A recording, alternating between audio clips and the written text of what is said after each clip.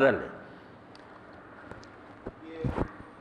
سرور صاحب کا سوال تھا کہ جو ان کا ذکر کر رہے ہیں آیا کہ ان کے پیچھے ان امامت میں ان کی نماز پڑھ سکتے ہیں؟ نماز پڑھیں، نماز کا نہ انکار کریں۔ نماز کے لیے تو آپ دیکھ لیں اللہ کے رسول علیہ السلام نے بھی ہدایت فرما دی تھی۔ اگر ایسا نہ ہوتا تو بعد میں جو وقت سمت پر آیا کہ شراب پی کر لوگ نماز پڑھاتے، بڑے بڑے بدکار مسلموں پر، وہ حاکم وقت ہوتے تھے، ان کو ہٹا بھی نہیں سکتے تھے مسلمان۔ تو نبی علیہ السلام نے یہ کہہ دیا اور صحابہ کرام نے اپنے اسوے سے ثابت کر دیا کہ امام جیسا بھی ہونا چاہیے تو اگر اپنی مرضی سے بنا رہے ہیں تو اچھے سے اچھے کو بنائیں۔ اگر آپ کے بس میں نہیں، لوگوں نے کسی کو بنا رکھا تو آپ جھگڑا نہ کریں، اس کے پیچھے پڑھیں، آپ کی نماز بالکل پوری ہوگی، اس کو گناہ ہوگا تو ہوگا۔ آپ نے بتایا کہ ایسے لوگ بھی آئیں گے امام جو کاٹ چھانٹ کر نمازیں پڑھیں گے، تو صحابہ کرام بیچارے پریشان ہوئے کہ ہماری نمازوں کا کیا بنے؟ فرمایا تو مانے پوری نماز کا ثواب ملے گا، جو وہ کمی بیشی کریں گے اس کے وہ خود ذمہ دار ہیں۔ نماز پڑھنے سے انکار نہ کرنا امت کی وحدت کے لیے حضور نے سبق دیا۔ اب جو ہم دیکھتے ہیں آ کر پیشانی پر پڑھتے ہیں کہ لکھا بریلی، دیوبندی، اہل حدیث فلاں، اور وہاں سے لوٹ جاتے ہیں کہ یہ تو دوسرے فرقے بھائی قبلہ رخ ہے، قرآن پڑھ رہا ہے، بالکل طریقہ حضور کا اللہ اکبر سے سلام تک ہے۔ آپ نماز پڑھیں، اس میں کوئی کوتاہی ہوگی بہتا پھرے گا، آپ کی نماز کو اس نے کوئی نقصان پہنچا؟ نتھی نہیں ہوتی امام کی نماز کے ساتھ ہماری نماز ہے کہ اگر اس کی نہ ہوئی تو ہماری بھی نہ ہوئی۔ صرف یہ ڈسپلن ہے کہ اکٹھے پڑھو، نماز ہر ایک کی الگ الگ پیش ہوتی ہے۔ ایک ہی صف میں دو ساتھ ساتھ کھڑے ہیں، ہو سکتا ہے اس کی قبول ہو جائے، دوسرے کی نہ قبول ہو، تو اپنی نیت نیک کرنی چاہیے۔ امام کا رونا نہیں رونا چاہیے، وہ کیسا بھی ہے نا۔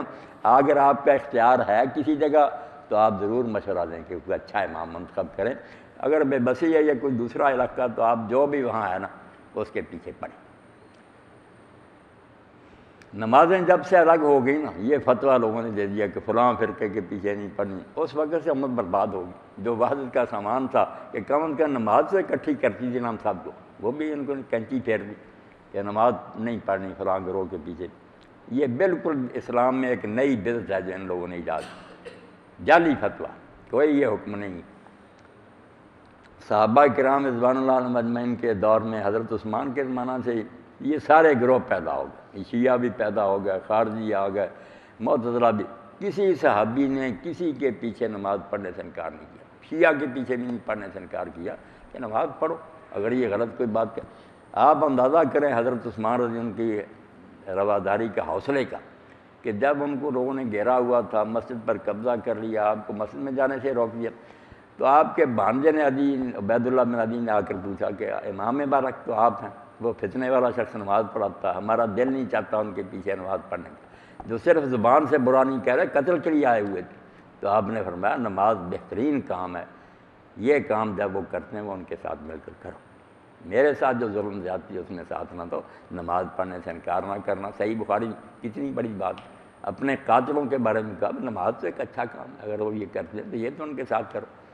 یہ سب کے ان لوگوں نے بلا دیا۔ ہر ملا جو کہتا ہے نا کہ فلاں گروہ جو کافر ہے اس کے، پھر مسلمان رہ کہیں گے؟ سب کافر ہی کافر ہے۔ کافر وہی ہیں یہود نصارہ جو معاذ اللہ رسول اللہ کی گستاخی کرتے، جو آپ کا کلمہ پڑھتا نا اس کا کوئی مسلک اور عقیدہ ہے، وہ فہم کا اختلاف کہہ رہے ہیں، اس کی سمجھ نہیں آیا۔ اگر نیت نیک ہے تو انشاءاللہ نزعنا ما فی صدورہم من غل، ان سب کے سینوں سے اللہ ناراضگی نکال لے گا۔ یہ بھائی بھائی بن کر جنت میں بیٹھے ہوں گے، بریلوی بھی، دیوبندی بھی، شیعہ بھی، سارے اہل حدیث بھی، کوئی بات نہیں۔ نیت نیک کریں، فساد سے باز آئیں، کافر نہ کہیں ایک دوسرے کو، پھر کوئی بات نہیں۔ اپنے فہم پر اتنا اصرار جو میں نے سمجھا یہ وہی ہے آئی ہے، باقی سب کافر ہیں، گمراہی کی بات ہے۔ کہو میں نے یہ پڑھا میری سمجھ میں، مگر ہو سکتا ہے یہ غلطی ہے، اور دوسرے لوگ کہتے ہیں جو میرے خیال میں میں نے درست، مگر ہو سکتا درستی ہے۔ بڑے بڑے نیک امام یہ کہہ کے مرے ہیں کہ جو میں کہہ رہا ہوں میرے خیال میں یہ درست ہے، مگر میں مانتا ہوں کہ ہو سکتا ہے یہ غلط ہو، اور جو دوسرے ان کی بات کو میں خطا کہتا ہوں مگر یحتمل الصواب، ہو سکتا وہی درست ہو میری نہ ٹھیک ہو۔ تو اتنا حوصلہ رکھنا چاہیے، یہ امت کو برباد نہیں کرنا چاہیے، اس سے بڑا کوئی گناہ نہیں۔ موسیٰ علیہ السلام جب لوٹے ہیں، اللہ نے اطلاع دے دی کہ بچڑا پوجا، تو غصے میں آئے۔ ہارون علیہ السلام کو، بڑے بھائی ہیں، 3 سال بڑے ہیں، نبی ہیں، داڑھی سے پکڑا سر سے اور کہا تو نے کیوں نہ صحیح انتظام کیا؟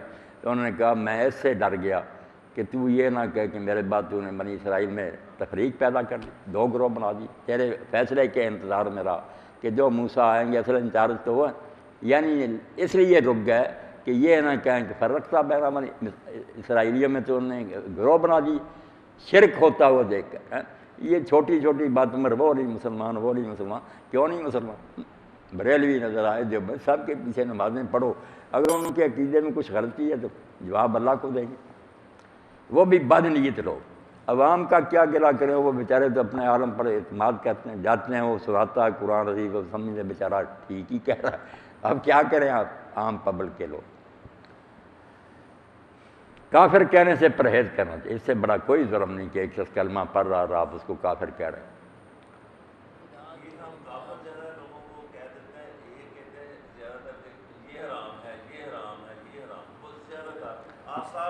یہ بھی آپ قرآن مجید دیکھیں، اللہ تعالیٰ جگہ جگہ کہتا ہے کہ اپنی زبانوں سے یہ نہ کہتے جاؤ کہ یہ حرام ہے یہ حلال. حلال حرام کرنا اللہ کا اختیار ہے، بندوں کو کوئی حق نہیں.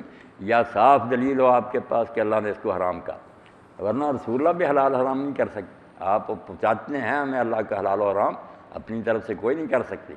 قانون سازی جو ہے نا یہ اللہ تعالیٰ کے اختیار، وہی حاکم ہے، اس کو حق ہے کہ وہ رعیت کو حکم دے. اس لیے پوری امت مانتی ہے کہ شارع جو ہے نا قانون ساز وہ صرف اللہ. کسی آپ حج پہ جا رہے ہیں تو آپ یہ دعا بھی کریں اور ان سے مشورہ بھی کریں کہ امت اس کا جو ہے نا اتحاد علماء کا، تاکہ نا یہ امت کا جو ہے نا بغاڑ، نفرت، غصہ، بغض، کینہ، سب سے بڑا مسئلہ جو ہے نا امت کا یہ ہے کہ اتحاد ہو اس میں، اور یہ جو نفرت ہے نا ختم. اس سے بہت آپ بیٹھ جائیں نا یار کرسی پر. خوفت ہوتی ہے.